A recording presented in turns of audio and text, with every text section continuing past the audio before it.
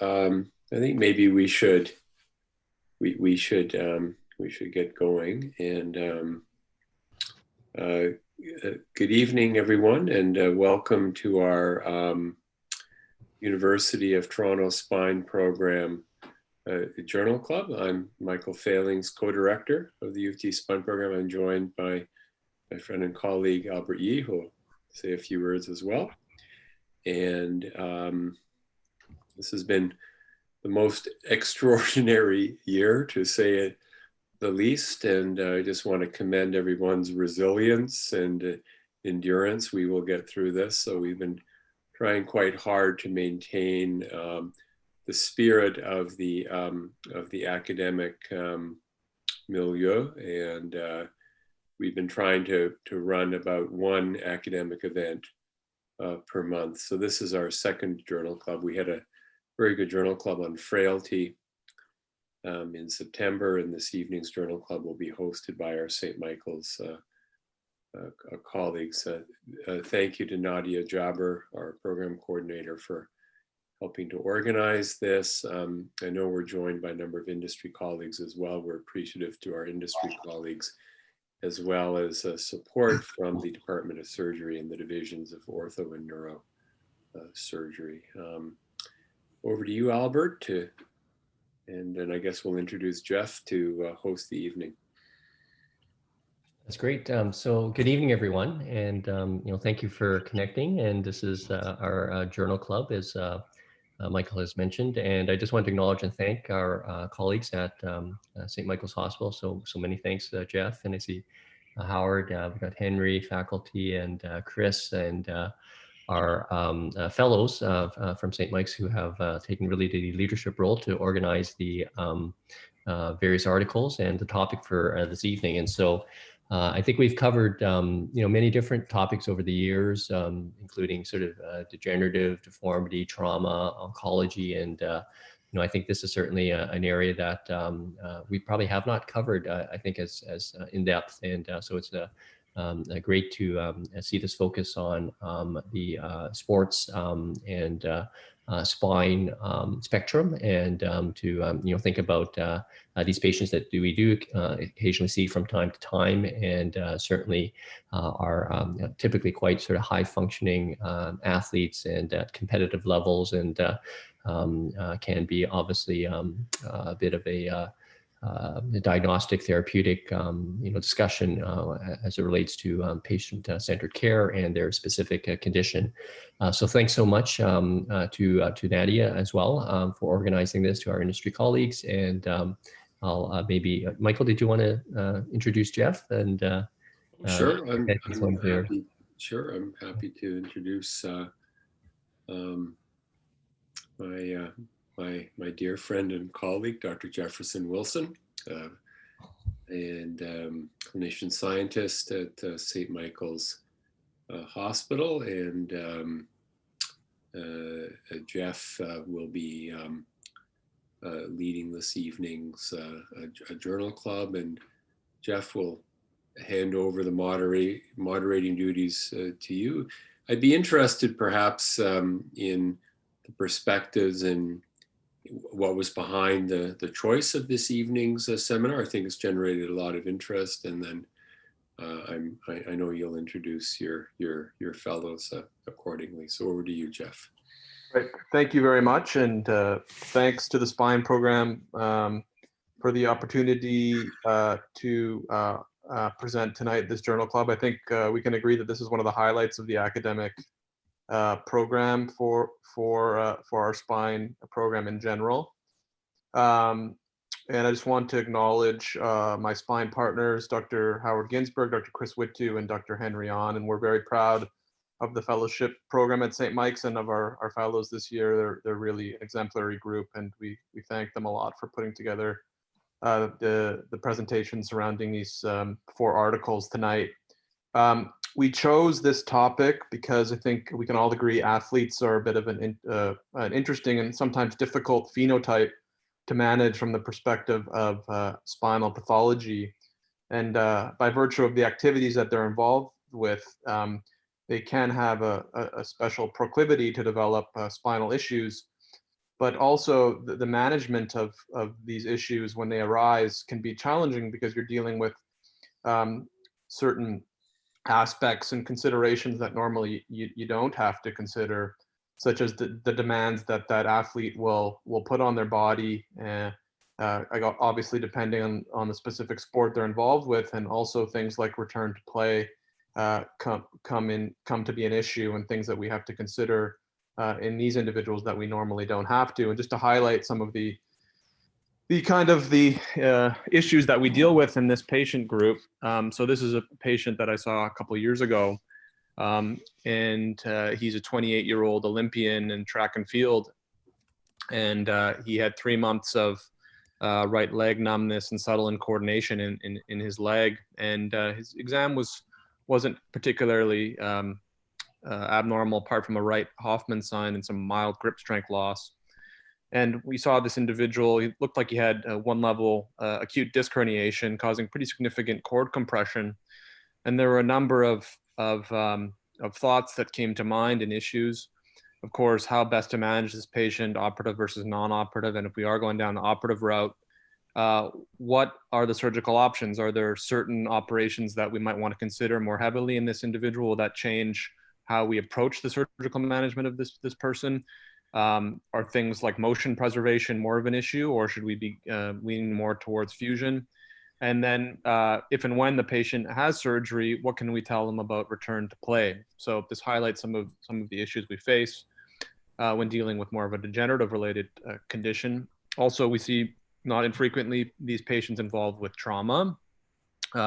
So this is a 20-year-old hockey player that had a unilateral displaced facet fracture, and he's bit perched on one side. He came in with a C7 radiculopathy, which was quite symptomatic, and he underwent an ACDF, reduction of the fracture, and he symptomatically did well. But then what can we tell him about when or if he can return to hockey? Of course, we're all a bit concerned about if he were to get checked into the boards again, what could happen. And so these are things we have to manage and discuss with the patient. And of course, there's some heightened degree of angst for surgeons in general when we deal with these high-level young individuals with these spinal issues. Certainly feel a little bit more stressed and a little bit more anxious when dealing with these people. And there's often a lot of background individuals involved, whether it be their managers or trainers and agents, etc., that just make the situation somewhat more convoluted and difficult from time to time. So to get to the heart of some of the key issues facing this topic, our fellows have looked at 4 pertinent papers relative to the subject. So we're going to start with Dr. Peter Proemmel, who's going to speak about the management of acute lumbar stress reactions in athletes. And we're going to talk, and then Manuel Fuetsch is going to go on to speak about ACDF versus arthroplasty. So this is maybe a subgroup of patients where there might be increased interest in performing an arthroplasty because as a young individual, and there may be some concerns about motion preservation and risk of adjacent segment disease if we do a fusion in a young person. So we thought this was topical to address in this context. And then Dhawi Al-Otaibi is going to talk about return to play recommendations based on a recent paper based on a modified Delphi process from the CSRS about returning to collision sports after C-spine injuries associated with those sports. And then finally, Kelechi Eseonu is going to speak about return to play recommendations after C, T, or L spine injuries. So these should be great papers. I hope they generate a lot of discussion. Of course, if there's any questions from the audience, please do not hesitate to answer or to pose questions through the Q&A function. And perhaps with that, we'll get started with the first paper, and I'll hand the reins over to Peter Proemmel. Thank you very much.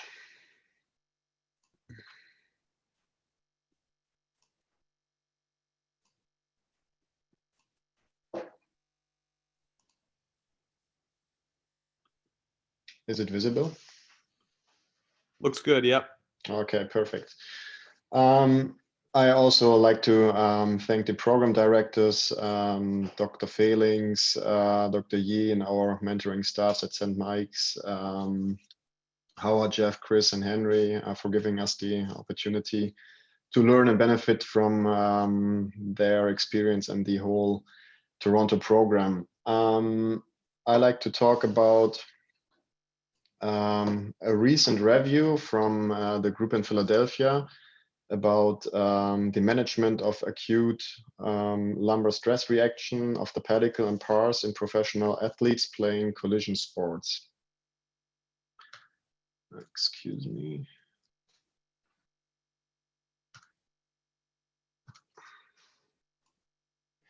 Yeah, so it's the study is a review of the available literature, and in the end, it will give us 4 expert guidelines for the management of these conditions. So starting with the epidemiology of the pedicle and pars stress lesions, it has a reported prevalence of 3 to 6% in adults and a slight higher prevalence in competitive athletes. And coming to collision sports, there's an estimated prevalence up to 20 to 30% in collision sports. There is also a observed male to female ratio 2 to 1 up to 3 to 1 in favor of male. So why are high-level athletes susceptible to acute stress reaction of the pars and the pedicles?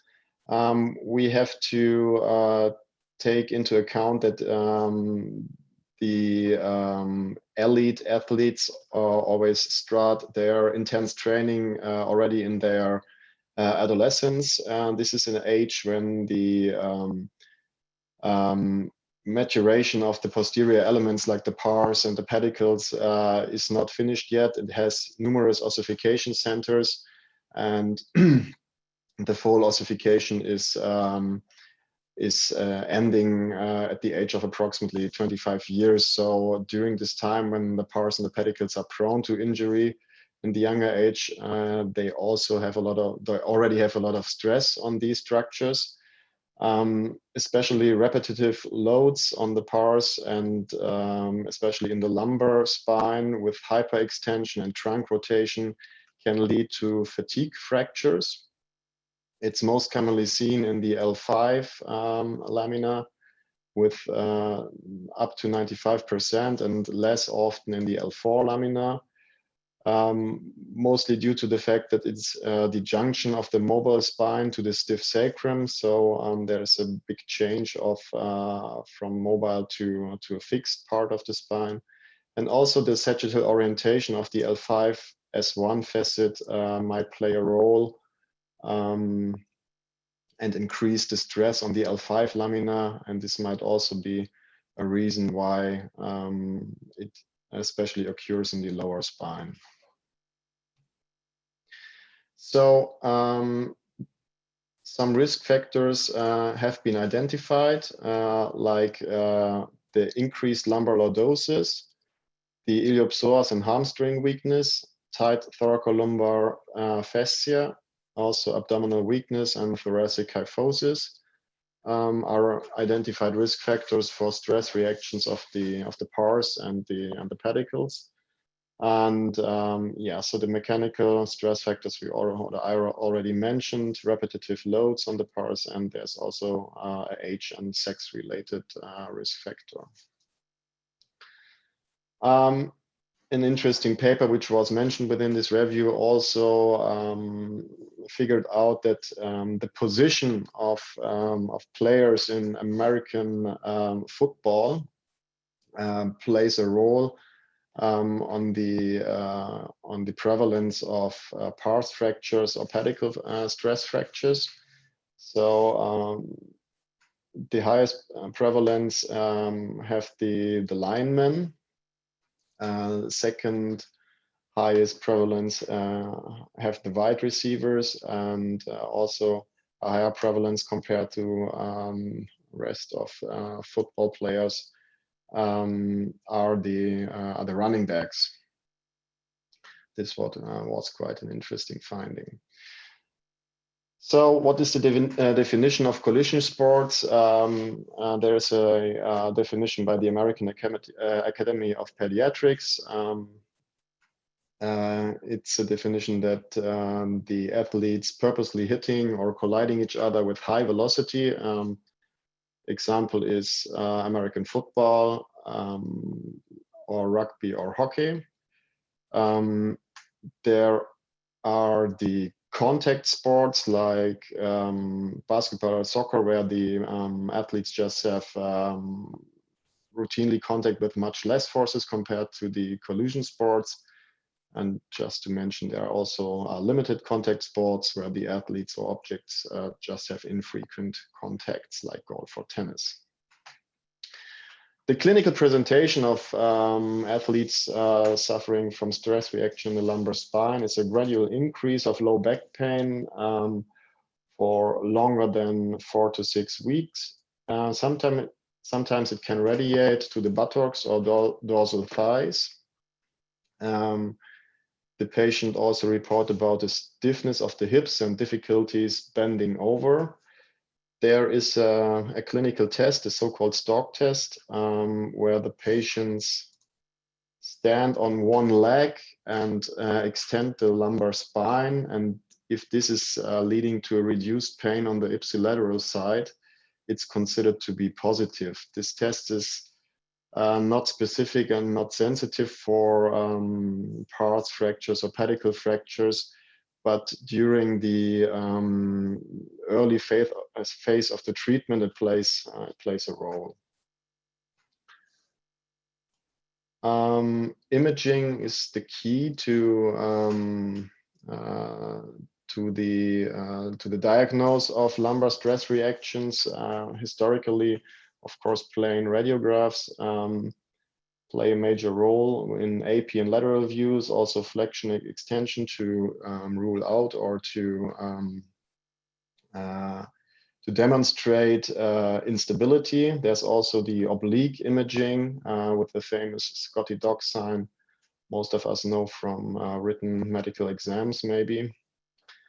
We can see it here on the right side where the I don't know if you can see my arrow, but the neck of the dog, when it's discontinued, then that's a sign for spondylolysis. It has a sensitivity of up to 96% for spondylosis, but is not very specific or sensitive for non-lytic stress reaction in the lumbar spine. The computed tomography was considered as the gold standard for the detection of spondylolysis. It can also identify stress reactions, especially by demonstrating sclerosis of the bone. Then the single photon emission computed tomography has a very early sensitivity for stress reaction by enhancing tracer in metabolic active regions of the bone. It can distinct between active and inactive bone defects, but the specificity is quite low, as also infections or neoplasms can lead to an increased uptake of the tracer. Nowadays, MRI is widely available, and it has a reported sensitivity of approximately 90% for spondylolysis and stress reactions. In this particular example, the T2 hyperintensity is a sign for bone marrow edema, which is a sign for stress reaction within the bone. It also has the advantage that it can exclude soft tissue involvement like disc herniations or ligamentous injuries, and therefore has the most global overview about the spine conditions in patients with the presenting symptoms. Coming to the treatment, it's most of the patients are considered to have a conservative treatment throughout the literature. The main approach is first to have the patients rested from their activity, which is causing the pain or the symptoms. Of course, analgesia plays a major role. The activity modification is important for most of the authors. Bracing is a very controversial therapy form. I will come to that later. But it's quite often mentioned that bracing for 4 to 6 weeks in an antilordotic Boston collar should be involved into the therapy. And of course, pain-free rehabilitation with focused physical therapy is quite important. I think the return to play talks later will mention that further. Here is an example which was also lined out in the study for an example for the conservative treatment. It's the Watkins back rehabilitation program, which consists of 5 levels with increasing activities in different positions of the athlete. It also is often used in the recommendations of the 4 authors, which I will summarize later as an important part for the rehabilitation of the athletes. There's also the possibility for a surgical treatment of stress reaction in the pars or the pedicle. They are just considered in patients who failed to have a successful conservative treatment for more than 12 months, and if they have evidence of a fibrous non-union of the bony lesion. Here are just 4 examples. On picture A, it's an example for a direct compression screw for the pars defect. Picture B shows a wiring technique for bilateral pars defect to fix the mobile bone. On picture C, there is a pedicle screw construct with infralaminar hooks to fix the bone. And picture D is a pedicle screw tension band system, which is also a possibility to address these lesions. As mentioned in the beginning, the review tried to summarize 4 recommendations for treatment guidelines, because for these lesions in high collision sports athletes, there are no general guidelines available. So the authors of this paper asked for physicians in the US who actively treat NFL athletes with these lesions. And in this summary, we can see they have something in common, but also they have some differences in their approach to the treatment of stress reaction in the lumbar spine. Regarding the imaging, all 4 groups propose to use the MRI as the primary imaging or as a follow-up imaging. A SPECT is used by 2 groups. The CT is also recommended in most of groups as a follow-up imaging. But most of the authors agree that the MRI is playing the major role in initial and follow-up imaging in these patients. Bracing is still used. Regarding the bracing, it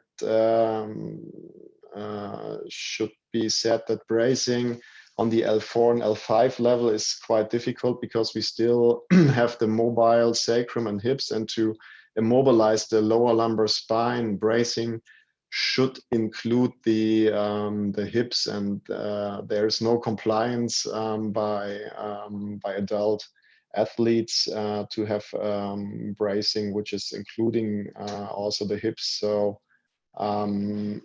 bracing is not a routine in most of the recommendations. So the Watkins group from LA is not bracing. The Dallas group braces if the lesion is at L3 level or higher for 6 weeks. And the two other groups, they brace routinely, also in lower lumbar levels, and depending if the patient is pain-free after 4 weeks. The New York group is then stopping the bracing and is going further in the rehabilitation program. Medication, mainly, there is some echo. Can I ask Laura to mute her? I think I muted. Should be good now, Peter. Oh, perfect, thank you. So medication consists mostly of analgesia, of course. There's some controversy regarding the use of non-steroidal anti-inflammatory drugs, because some authors argue that it might impair the bone healing. 2 groups are using Forteo, so it's a parathyroid hormone which might increase or improve the bone healing. The non-operative further treatment is mostly consisting of stepwise rising of activity and intensity of the exercise. And here the Watkins back program plays a major role in 3 of these 4 recommendations.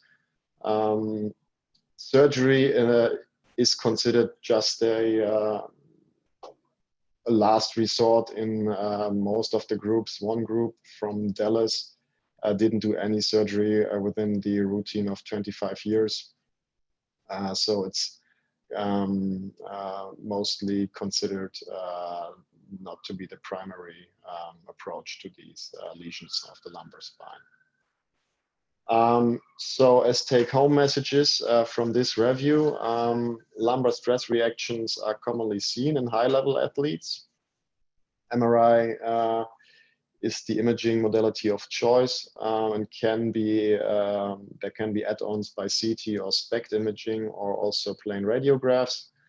The conservative treatment is highly successful. Surgery is rare, and there are no established treatment guidelines. And as also elite athletes have it during their training, also the treatment of their pathology is a highly individualized approach. Thank you very much. Thanks, Peter. Appreciate that. I'm sorry, I remiss not to do this. I should have introduced Peter. He's a neurosurgeon from Switzerland. Sorry for not introducing you better, no problem. Peter. Thank you. So appreciated your talk, and something that probably we don't see a ton, but worthy of discussion, I think.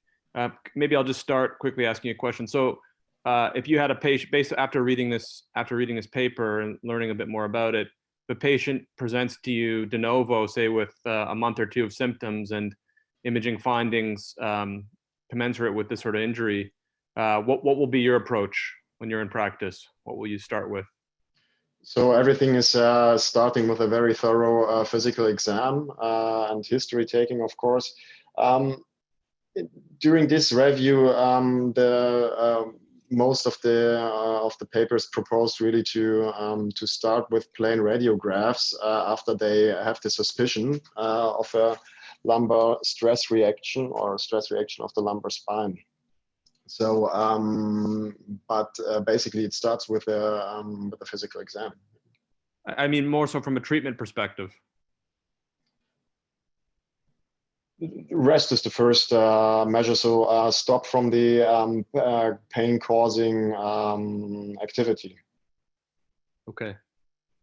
Did any of the faculty have any comments, or Dr. Fehlings? Yeah, so I've seen a handful of cases, interestingly, mainly in ballerinas and gymnasts. And I can recall a few ballerinas with the National Ballet having had an acute pars fracture in the setting of having a few other pars fractures. So that's just just kind of anecdotal.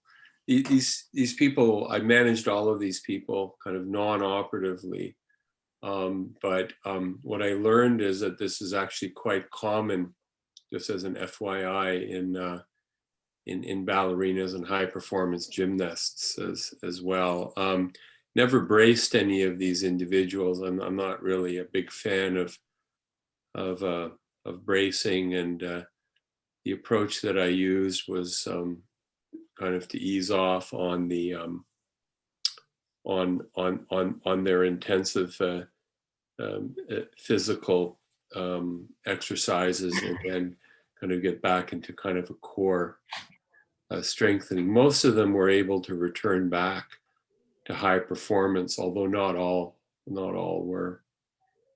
I was also surprised that 3 of these 4 recommendations included 4 to 6 weeks of bracing and inactivity, more or less. So only one group really did the start of the rehabilitation program directly from the beginning of the diagnosis. So they did not have these 4 to 6 weeks of rest, which in my opinion is a reasonable approach. That's excellent. I think maybe just in the interest of time, we got 3 more papers to get through. We'll continue on, and if we have some time left over, maybe we can continue to speak about this topic. So maybe with that, Manuel, I'll ask you to start sharing your screen. That's okay. So yeah. Manuel Fuetsch is a Austrian neurosurgeon who did his training in Germany, in Munich. And we're happy to have had the opportunity to work with him this year. He's going to be presenting the 7-year results of the ProDisc-C randomized control trial. And we're looking forward to your presentation. Maybe we can have a brief discussion afterwards. Thanks, Jeff, for the introduction. Can everybody see my slides? Looks good, yeah. Great, thanks. So thank you for the opportunity again to the U of T Spine program, for being a fellow here and for being able to do this presentation today. I'm covering the topic of the ProDisc-C total disc replacement versus ACDF for single-level symptomatic cervical disc disease. It's the 7-year follow-up after a prospective randomized US FDA investigational device exemption study. Why choosing this paper? As stated before, pro athletes and amateur athletes constitute a subpopulation for which total disc replacement is often emphasized due to the preservation of motion, the higher range of motion after surgery. The study included patients whose mean age was relatively low, 43 years of age. It also was a single-level disease and consisted of patients with only soft disc herniation. Apart from that, the data from this very study is considered of high level, level 1 data due to its study design. It's single-blinded, randomized controlled trial, multi-center in 13 centers. And the patients show a high equivalence of baseline demographics of the 2 groups. We have a long-term evaluation over 7 years, as stated, and high follow-up rates of over 90%. So 13 sites in the US participated in this study. The randomization was due to non-inferiority design with a 1-to-1 randomization. 228 patients participated, and the subjects were blinded until after surgery. Obviously, the surgical team was not blinded. 103 patients were enrolled in the total disc replacement group, whereas 106 in the ACDF group. And initial treatment was performed in 2003 to 2005. All of these patients had cervical degenerative disc disease and intractable radiculopathy, and the levels that were operated on were C3 to C7, so C7 to T1 was not included. The first study published from this very data was from 2009. The patients were initially followed for 2 years. And there were 2 subsequent studies, one after 5 years, and this very study I'm presenting now where the patient population was followed for 7 years. There were no design changes within these studies. Patient population, as stated, had a high equivalence of the baseline demographics. There was an equal distribution of the sex of the patients, of the age. They were relatively low, as stated, and the race. They were slightly overweight with a BMI of 27, and nearly half of the patients were smokers or ex-smokers, and there was an equivalence in the prior surgical treatments. Preoperative symptoms, especially the arm pain and neck disability index, was the same as well in both groups or similar. The only significant difference was a higher prevalence of neck pain in the patients that were enrolled in the total disc replacement group. What were the primary outcome measures? The neck disability index, neurological success, defined as maintenance or improvement of the neurological status, adverse events, and most important for the interpretation and for the discussion and the conclusion, secondary surgical procedures, including additional fixation and including surgery for adjacent segment diseases. The results of the 7-year follow-up, the authors stated the rate of follow-up rate of over 90%. What is also stated is that 12 patients in the DDR group and 16 patients in the ACDF group did not sign for informed consent, which meant in the end, the TDR group had 79 patients and the ACDF group 73 patients, but still there was no change in the population. All patient-related outcome measures improved after surgery.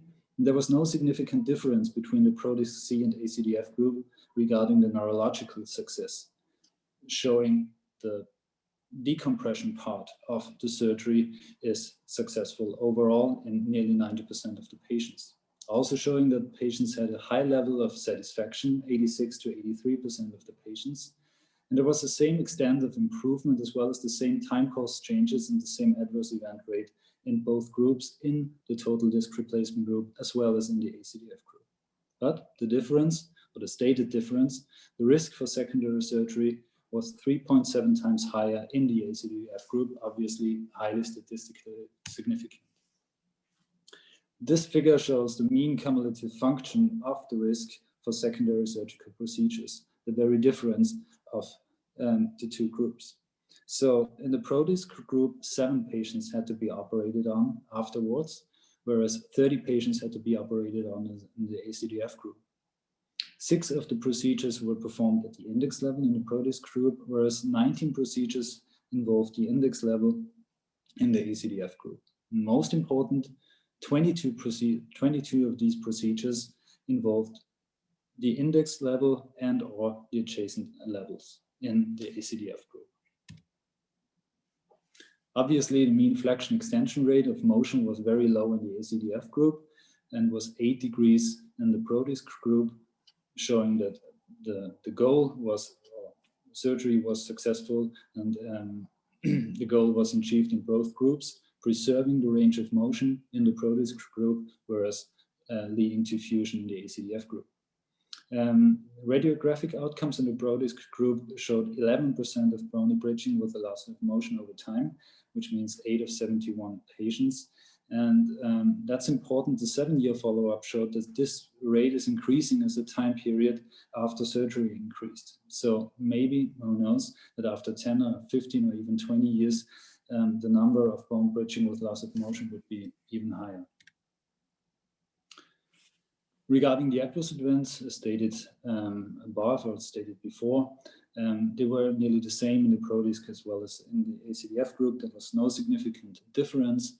The most common adverse event was neck pain, including shoulder pain, and surgery for device-related events was more often performed in the ACDF group in comparison to the ProDisc group. Medication use at last follow-up, which means 7 years after surgery, was very low regarding strong narcotics as well as the use of muscle relaxants in both groups. Coming to the discussion or the conclusion of the study, the efficacy outcomes are similar between the two treatment groups. Both the TDR group as well as the ACDF groups are both effective and do not differ in patient-related outcomes. But the ProDisc seems to be superior to the ACDF in terms of the rate of secondary surgery, thereby protecting adjacent segments. Obviously, there are limitations in this study. The authors themselves state that there could have been, or there definitely was, surgical bias to some extent in terms of decision-making, when to operate on the adjacent, on the next level, on an adjacent segment disease. We could not find out if fusion was always performed via cage and anterior plating, or only via cage implantation. And only one cervical disc arthroplasty device was assessed. In addition, the authors also state a conflict of interest, stating that authors received payments or services, and one or many authors had a financial relationship to the group. In addition, the FDI, this very study was sponsored by centers, but one has to state that it's always difficult in order when you try to evaluate a new device, who's going to pay for that. Of course, there has to be some kind of involvement of centers in this case as well. Of course, it's a topic that is often discussed upon, and there is obviously additional and much data on that. I tried to figure out 3 additional publications addressing the risk of adjacent segment disease and addressing the differences of arthroplasty versus arthrodesis and anterior fusion for single level spondylosis. So there is data from the U of T group showing in a systematic review and meta-analysis in 2012 that there was a lower incidence of neurological failure and improvement in neck pain in the total disc replacement group in comparison to the ACDF group. And there was a lower incidence of adjacent segment disease, yet it was not statistically significant. 9 randomized controlled trials were enrolled in the study, and up to 2,000 patients were assessed. A similar meta-analysis of 2018 of prospective randomized controlled trials, 14 in number, including 22 papers and including over 3,000 patients, showed a significant difference in the neck disability index and the SF36 physical component scores at 7 years, showing more improvement in the TDR group in comparison to the ACDF groups. And most trials found a significantly less adjacent segment disease frequency in short and long term. So the conclusion of this study, of this meta-analysis, was that TDR reduces the risks of adjacent segment disease in comparison to ACDF. The last study was published in June 2020, so very recent, and was a prospective randomized multicenter, again, US FDA investigational device exemption study, showing radiographic differences at the 7-year follow-up. And they stated that the incidence of this radiographic adjacent segment pathology, which means adjacent segment disease, is lower in patients treated with total disc replacement for both 1 single and 2 level disease, and the total disc replacement is more effective than ACDF in preventing this very adjacent segment disease. But one has to state that the patient-related outcomes clinically remain unaffected through 7 years still. All in all, to show the also local influence of these discussions and of the studies, the Ontario Health Technology Assessment Series, published in February 2019, looked at cervical artificial disc replacement versus fusion for cervical degenerative disc disease, and also stated in the end that total disc replacement is superior to fusion for recovery, return to work, and higher technical success, which most of the other studies did not show. But the total disc replacement lowers the rate of reoperation at the index site and maintained motion.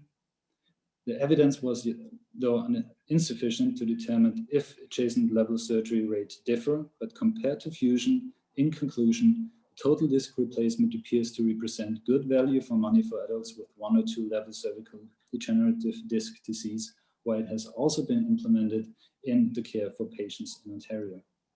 Thank you very much. Great. Thanks a lot, Manuel. That was an excellent presentation.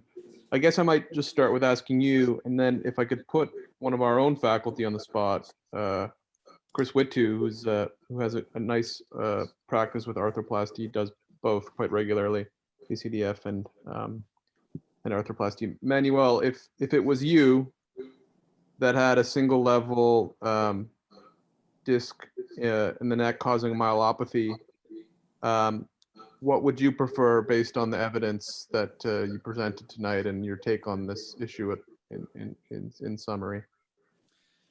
I do think that the data is relatively clear. There are meta-analyses overall consisting of several thousand patients, and I think the data shows that total disc replacement is superior in preventing adjacent segment disease, and whereas all the other outcomes are obviously the same.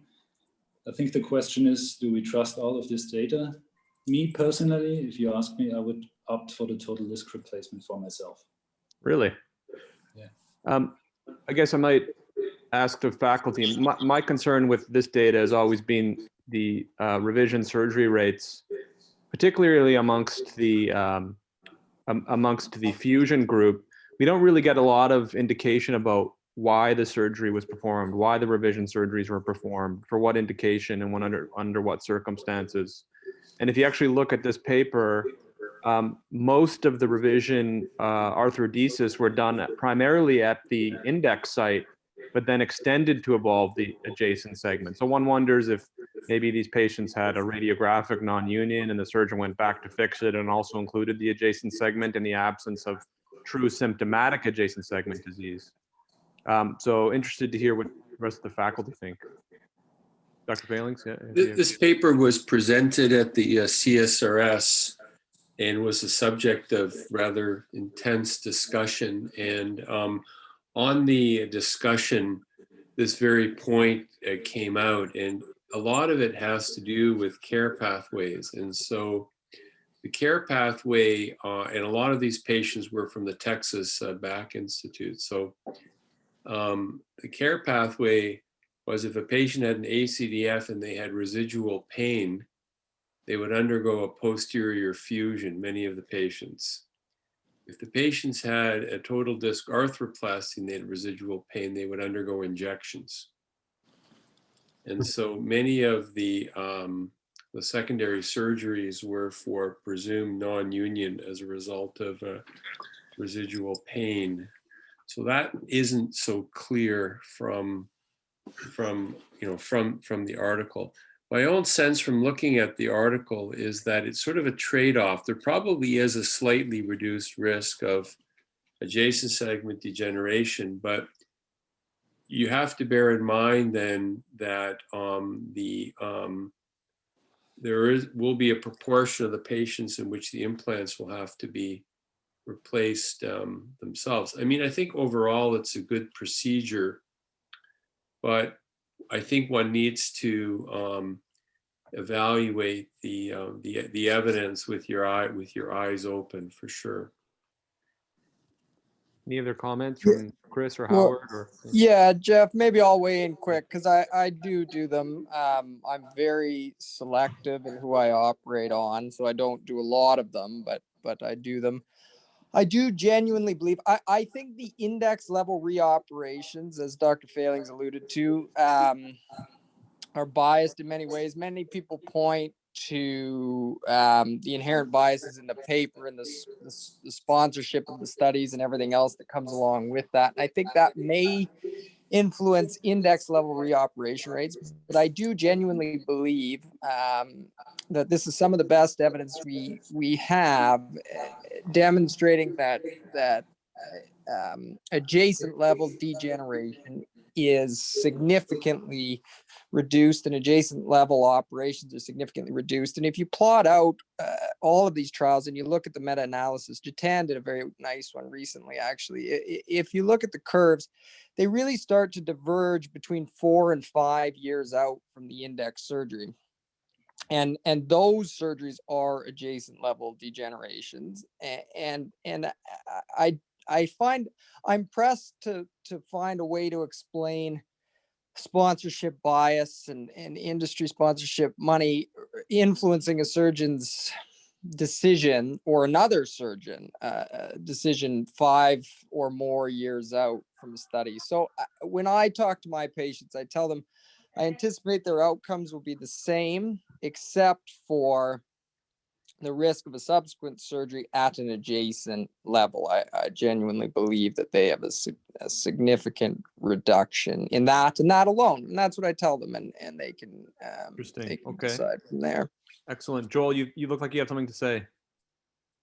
I was just, well, I think that the authors made a very telling point when they said that the surgeon bias in, the decision making to perform or to do a revision surgery is a limitation of the study, which has been addressed by others already.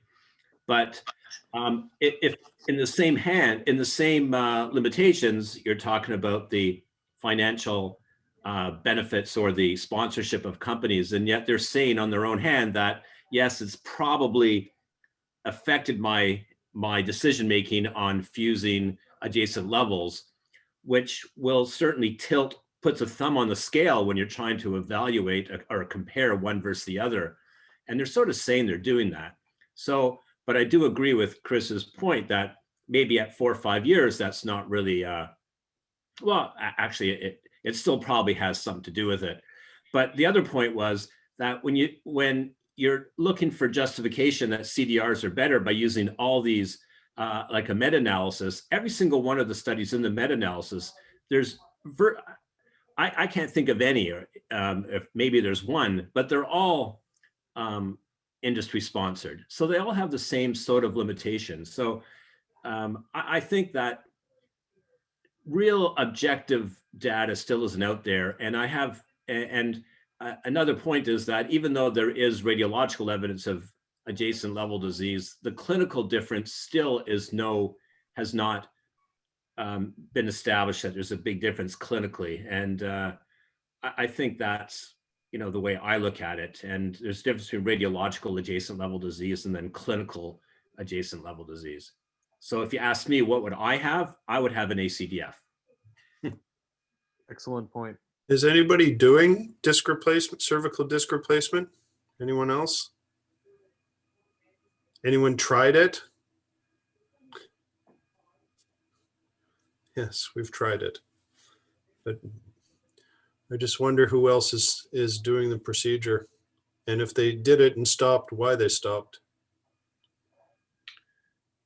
I was involved in the development of the Discover disc, which was the artificial disc that DePuy Synthes developed, and it was taken off the market not because of problems or failures, but there was high rates of HO, heterotopic ossification and fusion. And the long-term follow-up rates of the ProDisc-C also showed high rates of fusion. And DePuy Synthes ended up taking ProDisc-C off the market. So I think the technologies are evolving though. So, I was a senior author in the 2012 meta-analysis that was alluded to earlier in the talk. But the technologies are better now. So I think that the technologies are getting better.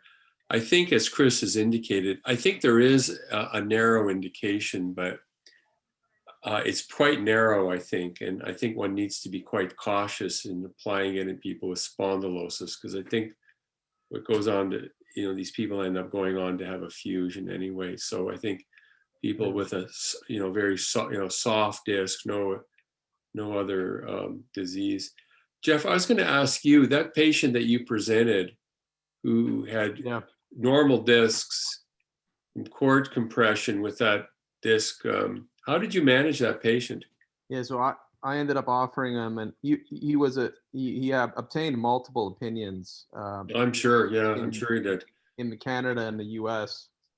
and he ended up getting about 5 different surgical opinions, and I actually ended up offering him an ACDF, and then he kind of went radio silent, and I learned that he had a disc replacement in New York City by one of our colleagues, and I don't think he's returned to sports yet. So anyways, it's just interesting. I think he was quite seduced by this concern about adjacent segment, and was very concerned about that impacting his career down the road.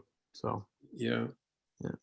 Yeah, it's an interesting consideration. I guess one of the issues here as well is, and I might ask Chris, Chris, if you had, say, a high performance athlete who was, say, a hockey player or a professional football player, say a very violent collision sport, would you have any concerns with regard to arthroplasty versus fusion in that type of patient, or would you be confident enough in the ability of the arthroplasty to withstand those kinds of forces? No, I actually would have some substantial concerns in that population. I think I would have done exactly what Jeff did and offered a 1-level ACDF. I think that these disc prostheses, to my knowledge, are largely untested in high-level collision athletes, and you just have to skim through the literature. There are certainly some impressive pictures of these prostheses failing under normal circumstances, and I can envision a high load, high strain certainly causing a quite catastrophic failure. So, I mean, Peyton Manning came back and won a Super Bowl after his ACDF. So I think I certainly would not. I would have done exactly what Jeff did and offered a 1-level ACDF. Great paper. We could maybe highlight. Yeah. Just one last thing. So I just want to just comment that we have a paper that we actually submitted to CSS, and we're writing it up right now. And it is a review in the province of Ontario of all the 8 of the CDRs. And we did a comparison to the ACDFs, and it's a 13-year follow-up. So it is, one of the benefits is that it's purely not, there's no bias in it at all. There's no financial incentive at all. And the results basically show that, and it's a 13-year follow-up, that the revision rate between the CDR and ACDF is about 8% for both of them. Let me just look at the number. It's 7.5% for ACDF and 8.9% for CDR. Looking at the total revision rate, or ones that have been revised, either the same level or adjacent level at 13 years. So the data is on this somewhat different than what you're presenting there. So interesting. I think that's, I guess, an example of efficacy versus effectiveness, in the real world, how it plays out. I guess this highlights a need for maybe a dedicated arthroplasty journal club sometime in the future. So maybe we can organize that. Maybe in the interest of time, we'll move on to the next paper. So pleased to introduce Dr. Dhawi Al-Otaibi.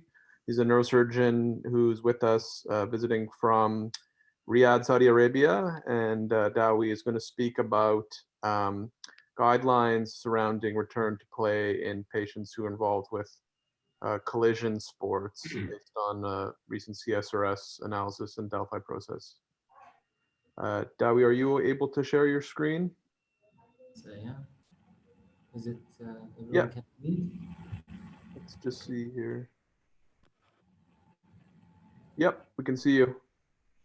Thank you for the introduction, and I feel fortunate to be in this high academic fellowship training program.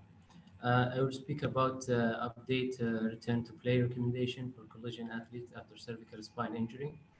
A modified Delphi consensus study with the Cervical Spine Research Society, which was published in Neurosurgery Journal 5 months back. So to introduce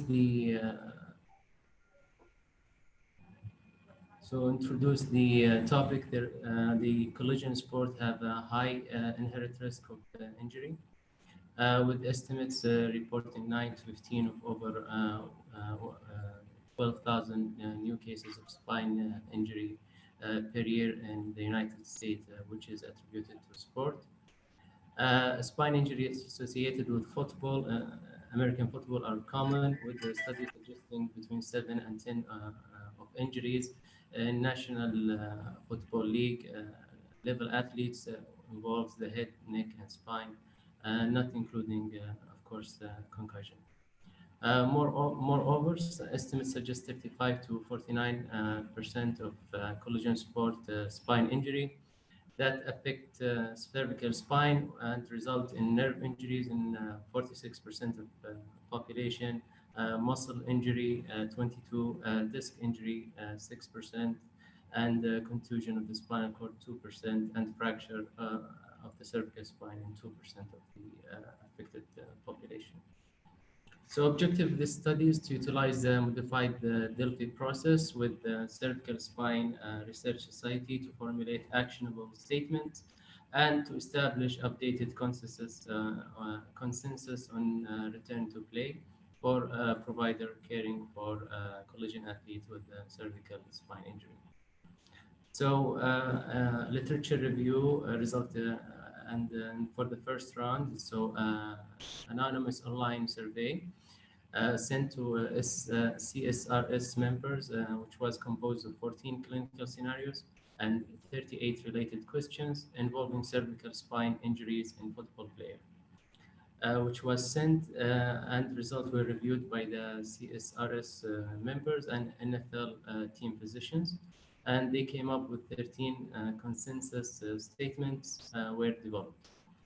That was concluding the first round, and in the second round of the study of the method, the statements were administered to the attendees at the CSRS annual meeting in November 2019 for voting on these statements, and consensus recommendations were developed. Level of recommendation were divided accordingly. So simple majority, which was 50 to 59, and that was labeled as no consensus. Super majority, which is 60 to 70, and labeled as a weak consensus, and super majority, which was 71 to 94 as a strong, and unanimous, which was 95% to 100% agreement, indicating the strongest consensus. However, in the second round, there was a concern regarding return to play after two-level anterior, two-level ACDF, and the third round online anonymous survey sent to focused group of NFL affiliated spine surgeon.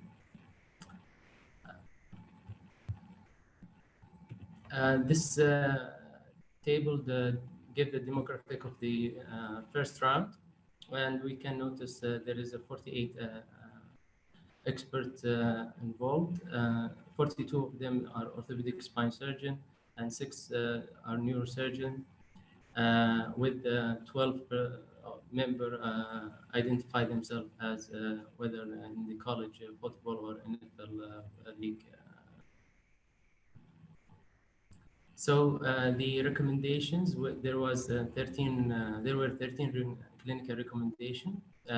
This is for the second round, and voted by 95 attendees of the 2019 CSRS annual meeting, and the average engagement was of around 71. 64 identified as an orthopedic spine surgeon, and 3 identified as other. 28 did not identify their specialty, subspecialty. Additionally, 17 out of the 95 identified as actively caring for professional collision athletes, and 63 out of the 95 identified as having involvement in the care of competitive collision athletes.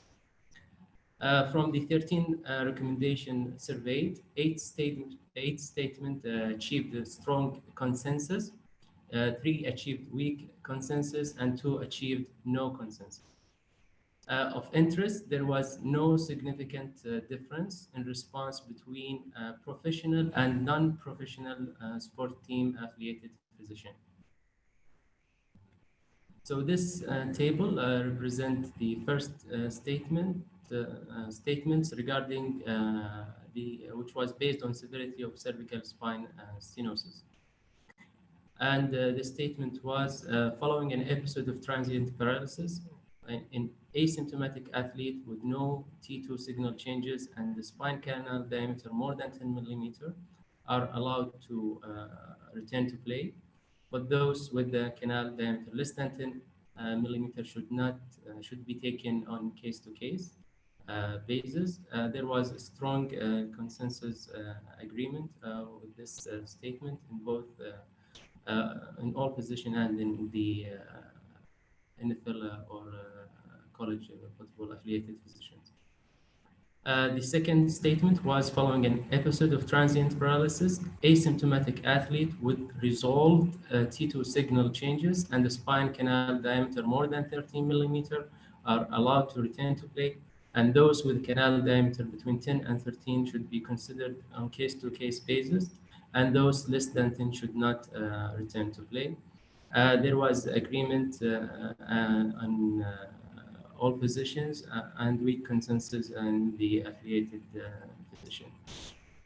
The third statement, following an episode of transient paralysis for asymptomatic athletes with continued T2 signal changes and spine canal diameter more than 10 millimeter, return to play should be taken on case-by-case basis, but those with canal diameter less than 13 millimeter should not return to play. There was weak consensus with this statement from all physicians. However, with the affiliated, there was a strong consensus. The last statement regarding, which was based on severity of cervical spine stenosis, following an injury of asymptomatic athletes with no history of transient paralysis with continued T2 signal changes and spine canal diameter more than 13 millimeter, return to play should be taken on a case-by-case basis, but those with canal diameter less than 13 millimeter should not return to play. There was no consensus in both groups. If we move on now regarding athletes who have either history of cervical trauma or had a history of surgery, there was 6 statements. The first statement is asymptomatic athletes with no T2 signal changes after a solid 1 to 2 level ACDF are allowed to return to play, but a 3 level ACDF should not return to play. There was a strong consensus in both groups for this. In the second statement, asymptomatic athlete with continued T2 signal changes after a solid 2 to 3 level ACDF should not return to play. However, in 1 level ACDF should be taken on a case-by-case basis, also received strong consensus. Third statement, athletes with pseudoarthrosis following a 2 or 3 level ACDF should not return to play, but pseudoarthrosis for 1 level ACDF should be taken on a case-by-case basis.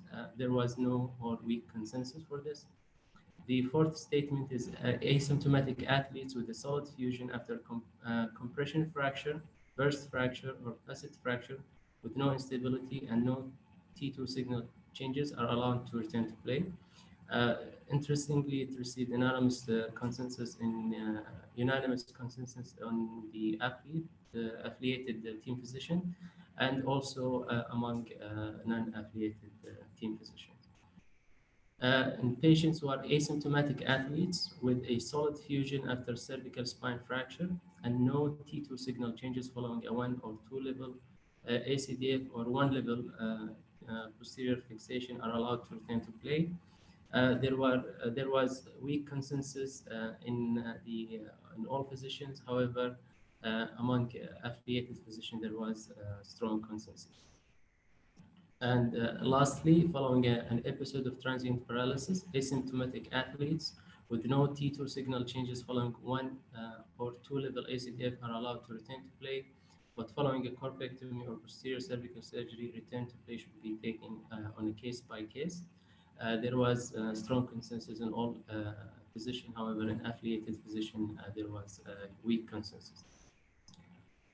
Now we'll talk about the third round regarding the two-level ACDF among NFL affiliated physicians. So the first question, obviously, do you take care of American professional football players? The answer is yes.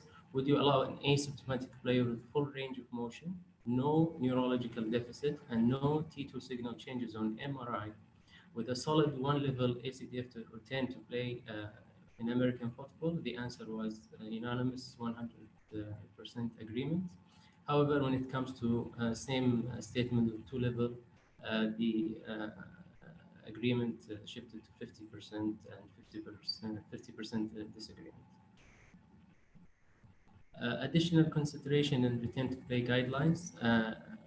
Athletes with a prior non-operative or operative treatment for cervical spine pathology, with the exception of stinger, should undergo a screening MRI prior to playing a competitive collision contact sport. Interestingly, there was a weak consensus among affiliated physicians. However, there was a strong consensus in all positions.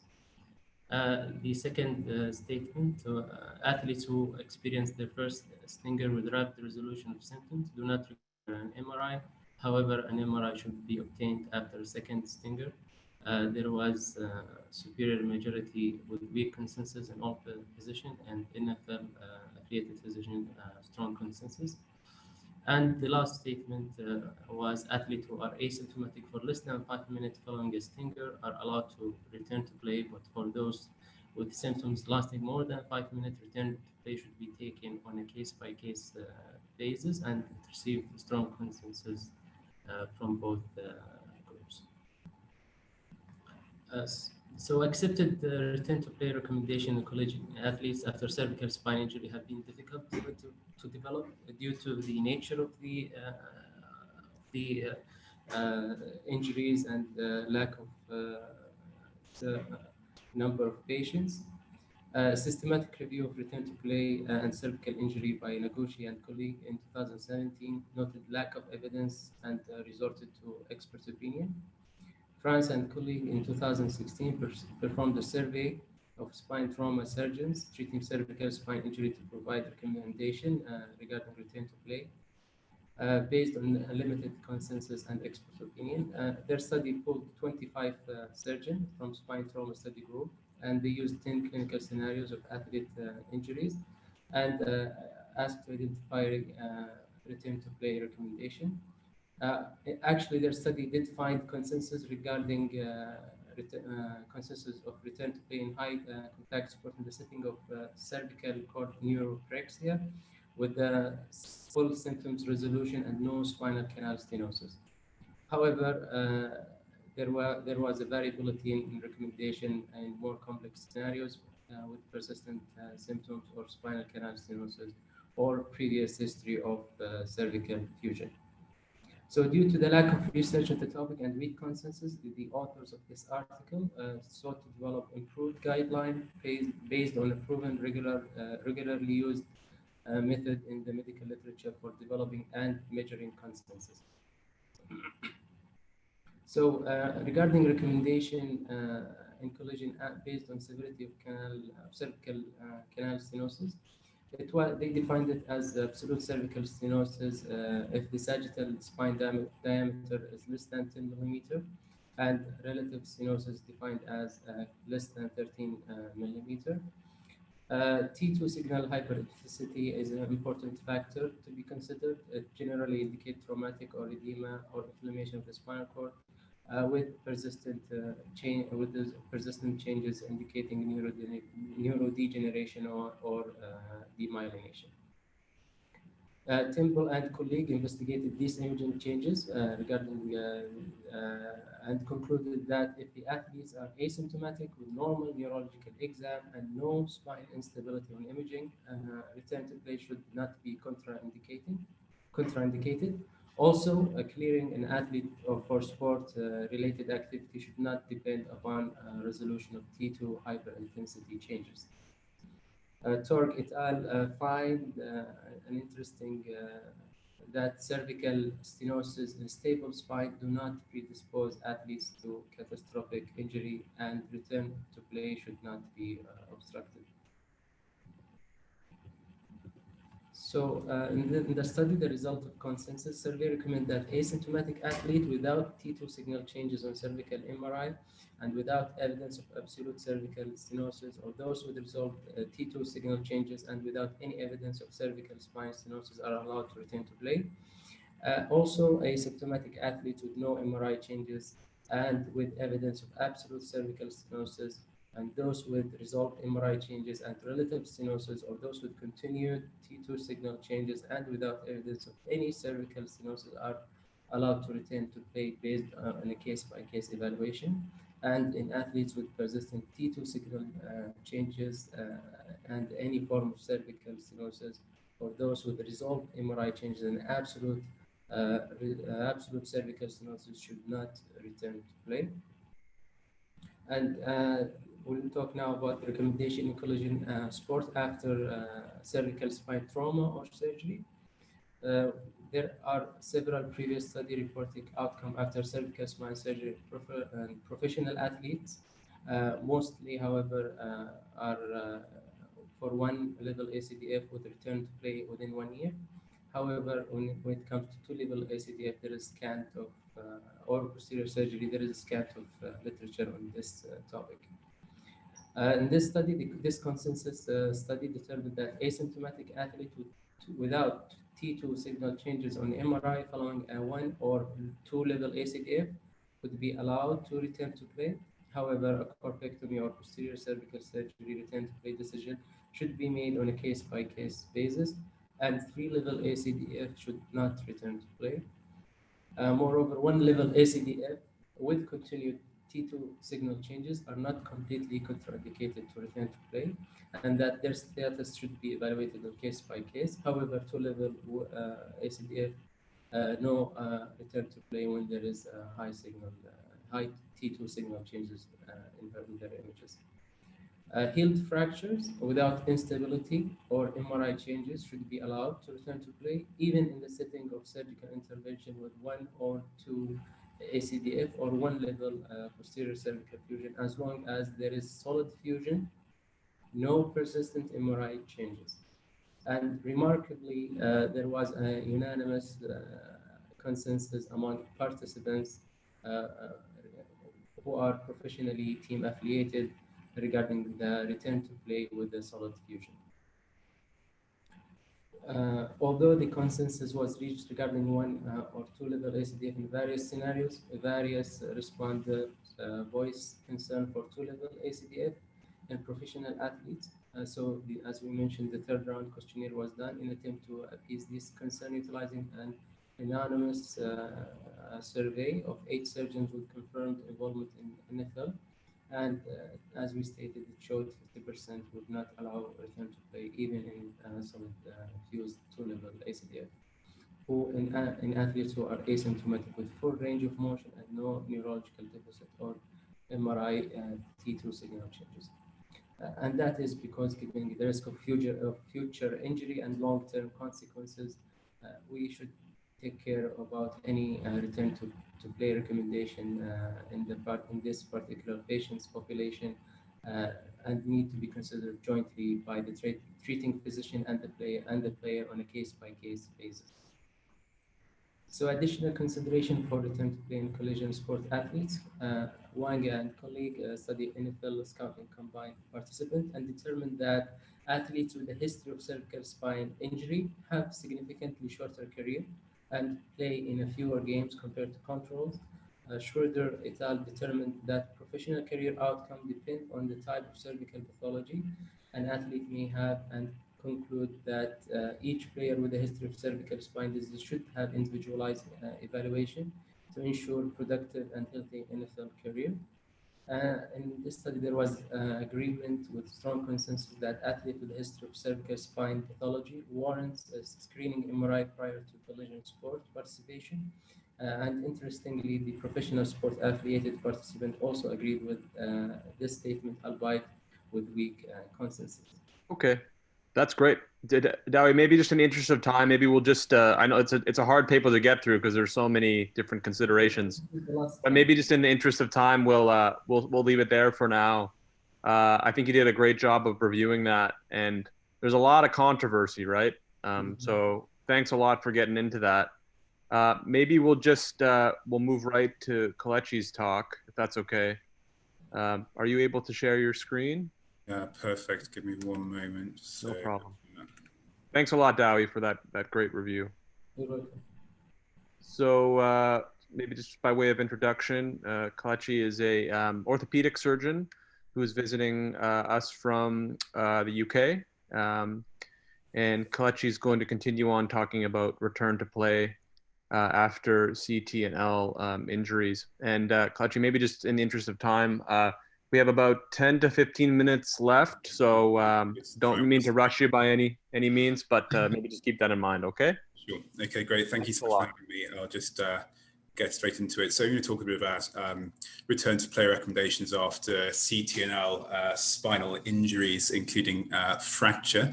I looked at a comprehensive review published back in 2016 in Spine Health by a multi-center team. Of note, Lawrence Lemack there at the end, I believe, is the Chief Medical Officer for the MLS Major League Soccer. In the UK, obviously, which I'm more familiar with, there have been a number of controversies recently with physicians returning players back to sport more quickly than possibly they should have, mainly because of financial concerns.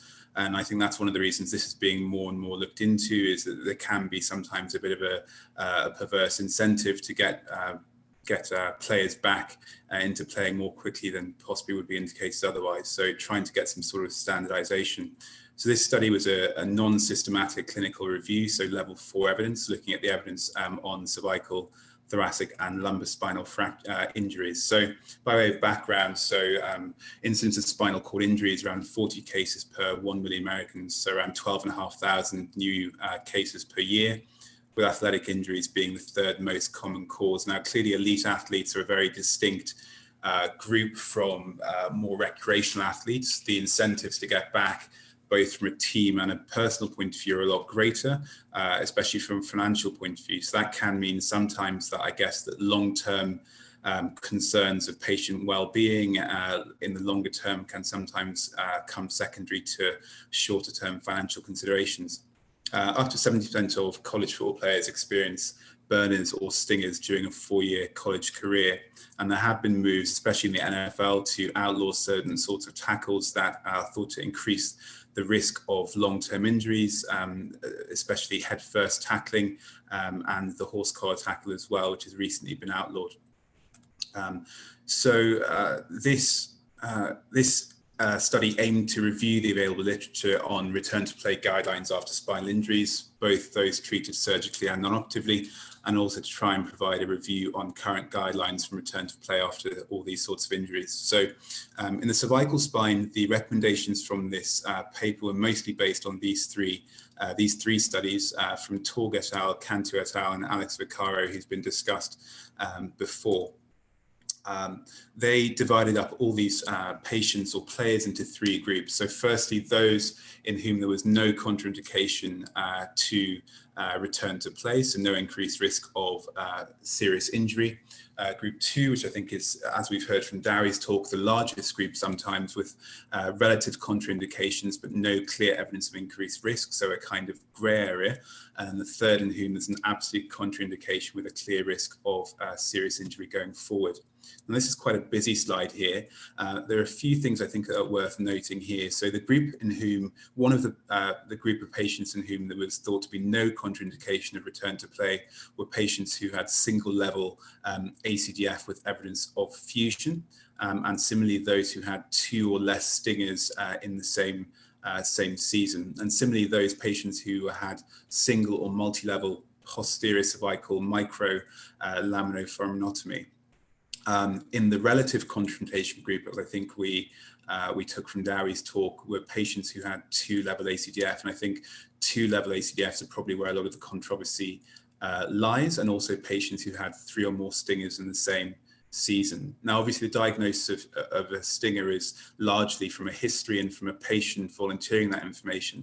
And I guess something to think about would be, the incentive for let's say, a college athlete who's in their final year trying to get drafted, the incentive for them not to actually reveal in their history that they had symptoms they knew correlated with a stinger if they knew that there was a contraindication to return to play, is probably quite significant and probably something to bear in mind. In terms of the absolute contraindications, there are quite a few mentioned here. I think 3-level ACDFs, mostly considered to be an absolute contraindication to return to play, as well as ongoing cervical spinal abnormalities noted on MRI scan. But if we remember from Dhawi's talk earlier on, in those patients, for example, who had a previous single-level ACDF with ongoing T2 signal change on MRI scan, I think those sorts of patients are those in whom there may be some disagreement about return to play if they were indeed asymptomatic. Now, stingers and burners, as we know, are caused by injuries to the cervical nerve roots, resulting in transient loss of sensory or motor function, and generally last between seconds to minutes. Obviously, a number of other diagnoses need to be excluded, which is represented here by this image, which I'll skip over for the sake of time. But obviously, in patients in whom one thinks that they may have a stinger or a neuropractic type injury, obviously more concerning diagnoses such as osseous fracture and indeed ligamentous instability all need to be excluded.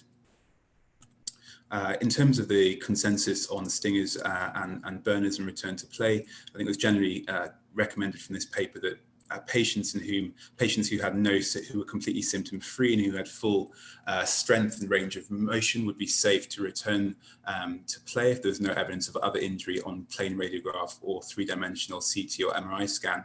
But those who had 3 in the same season, then that would count as a relative contraindication, which should be dealt with on a case-by-case basis.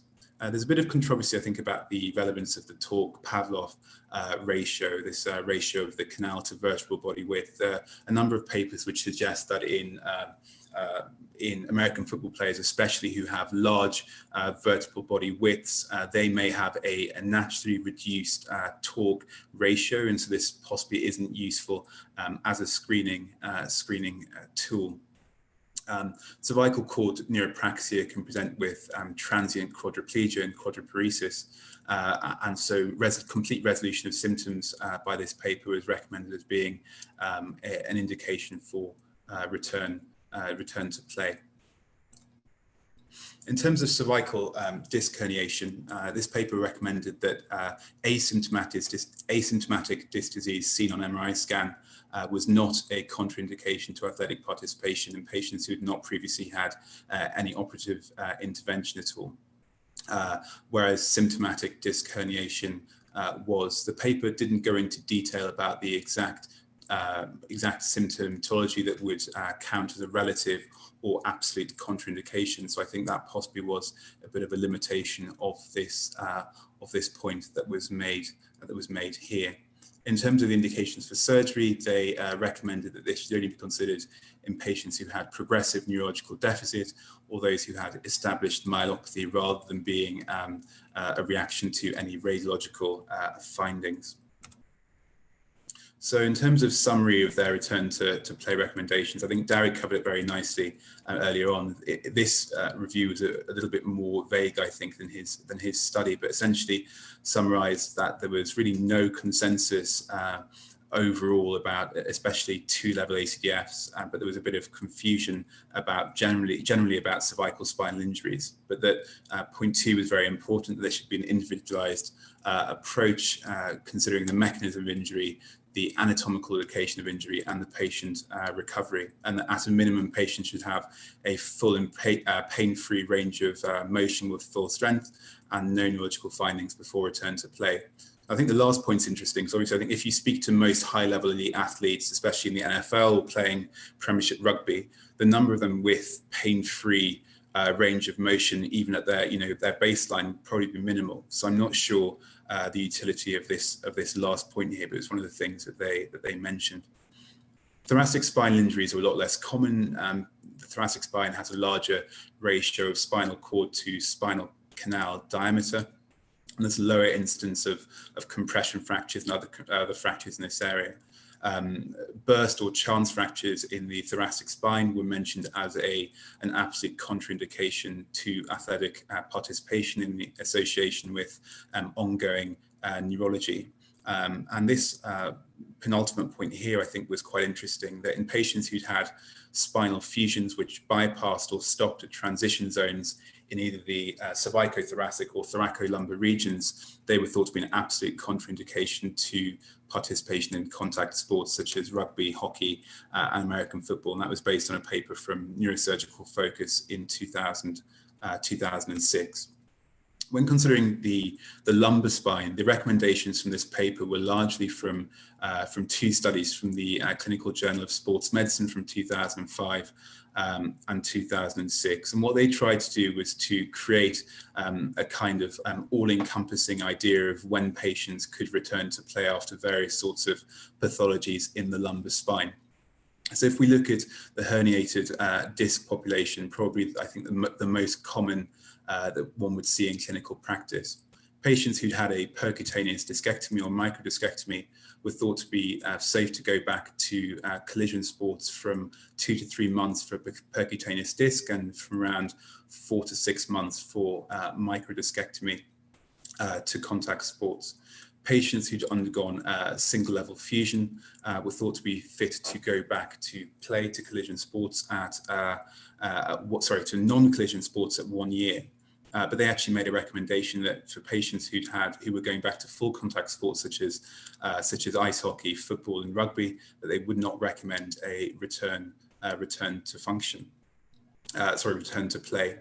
In patients who'd had spondylolysis, they recommended 4 to 6 weeks for non-contact sport, and then more of a clinical assessment in terms of return to contact sport. So essentially, patients having returned to full range of movement and pain-free extension before being able to return to play. For those with slips, they recommended pain-free extension as a marker for return to play for grade 1, and then for grade 2 or greater who'd undergone fusion surgery, they did not recommend return to play to contact sport and recommended 1 year for a return to non-contact sport. In patients with lumbar stenosis who'd undergone fusion, again, they didn't recommend return to contact sport. And in patients who'd undergone laminectomy, in patients who had no neurological symptoms or instability, recommended 4 to 6 months as a suitable duration before return to play. The Professional Athlete Spine Initiative papers from 2011 looked at rates of return to play to American football after single level lumbar discectomy. And they reported overall rates of return from around 81 to 89% by 12 months with a mean time to return to play of 5.3 months. So using the recommendations for this study, I think certainly they recommend that patients who've undergone lumbar fusion often will not be able to return to contact sport, whereas patients who've just undergone microdiscectomy procedures for disc herniation have a high instance of being able to safely return to play. Just going to spondylolysis. So at the bottom here, we can see that this study reviewed 261 patients, 261 specialists at the SRS, and found that in this group of patients, 27 to 36% of surgeons allowed a return to contact sports such as ice hockey, American football, and rugby at 1 year post-operative. This pathology obviously is more commonly seen in skeletally mature individuals, especially NFL linemen or college football linemen, and people such as dancers, and most commonly seen at the L5 level, and most commonly actually managed non-operatively. But in those patients who were managed operatively, they were thought to be able to return at 1 year. Just going now to lumbar stenosis, I think this paper was very quite vague, actually, I would say, about the recommendations from Fusion for single level, 2-level, and so on. They essentially said all patients who'd undergone any fusion surgery possibly would be a complete contraindication to returning to contact sport. However, then in the discussion later on, they mentioned that in patients who were completely symptom-free, if they had a confirmed fusion on CT scan after having had a single level rather than 2-level fusion, it may not be a complete contraindication to return to contact sport. So I think even within this this one paper from different parts of the paper, there was a bit of confusion or a bit of controversy about whether or not patients who'd undergone single level fusion rather than 2-level fusion will be able to return to contact sport if they'd had confirmed fusion on a CT scan. So I think the 4 fundamental return to play that this paper outlined were essentially patients being pain-free, having full range of movement, having full strength, and having no evidence of neurological injury. But I think one of the major takeaways I took from this paper that at present really there aren't any consensus guidelines, I would say, especially in the lumbar spine on return to contact sport. And if you speak to various physicians and various specialists who look after athletes from different sports, the consensus will be very, very different. And I think that reflects in what we can see underneath here, the strength of recommendation taxonomy, which essentially said that for all of these 3 things, so return to play recommendations, absolute contraindications, that there was a level C grading of evidence.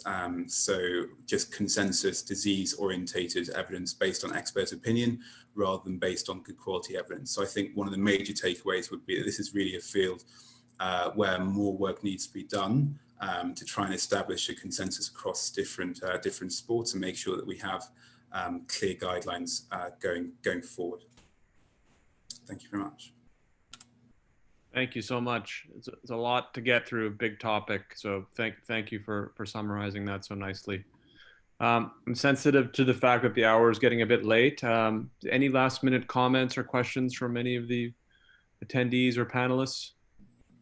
Excellent job to all of the speakers. A really kind of interesting a topic. You know, I think it's very difficult to collect, you know, high quality evidence in this setting, but it does highlight, I think, the need for kind of ongoing registries to you know, to collect this kind of information. I think for me, one of the take-home messages is try to, if you can, try to avoid surgery in a high-performance athlete. If you operate, try to avoid fusion, and if you fuse as little as you can. Yeah, I think those are all great points. Joel, did you have something to say? Yeah, I'm sorry that the last speaker doesn't have a chance, and we don't have a chance to discuss that more, because I think that's the most practical thing on how to apply our, you know, what we do into everyday, you know, things that we see. So, you know, maybe, you know, this can be discussed again, but I just want to make one point. I had been very interested in and used the term stingers and what I call burning hand syndrome. This is stingers and burners. And if you go back to the original articles that are in that review, I'm not entirely sure that the article that you are reviewing took those original definitions and used them correctly. So it's sort of like this article is sort of secondary information of what the original terminology was. And that's really not that important. It's just that way you're discussing the stingers and burners as if they're all cervical roots, because in this paper they talk about that. I personally, based on the way I've seen these present in the past, like, you know, spearing is now outlawed in NFL, which would be a direct blow to the head, and that would lead to like a burning hand syndrome, like a mini central cord syndrome. A stinger, you know, a direct blow to the shoulder if you're tapping, which gets the brachial plexus. And the way this article was sort of discussing the return to play, it's almost like the stinger is due to a direct cervical spine nerve root type problem. And I just think it's very different. So I just think a discussion about the true version of what a stinger and burner is worthwhile. And you know, the original articles that paper was quoting may be worthwhile just reviewing. You know, does anyone else have any opinion of what a true definition of what stingers are and the cause of that? Because stingers usually unilateral, burners usually bilateral, and you usually get this burning hands type syndrome, which is very much like you know, I always called it like a mini central cord syndrome because it's bilateral. I think your point's really well taken. So I think, you know, like a stinger is nerve root, so it's either plexus or the roots exiting from the cervical spine. It's unilateral and generally is benign and doesn't really result in longer term issues. So there isn't really an association with risk of further cord injury. A burner's bilateral hand is a spinal cord neuropraxia that requires investigation. So that raises concerns. And so, you know, it's a mild form of spinal cord injury. So I think that's kind of one of the take-home messages there to kind of make. There was some discussion on the Torg Pavlov. I would say that is for the history books. That's like pre-MRI. And the problem in some of these athletes is they have huge vertebrae and the ratios don't make any sense. And the reality is MR imaging is so easy now.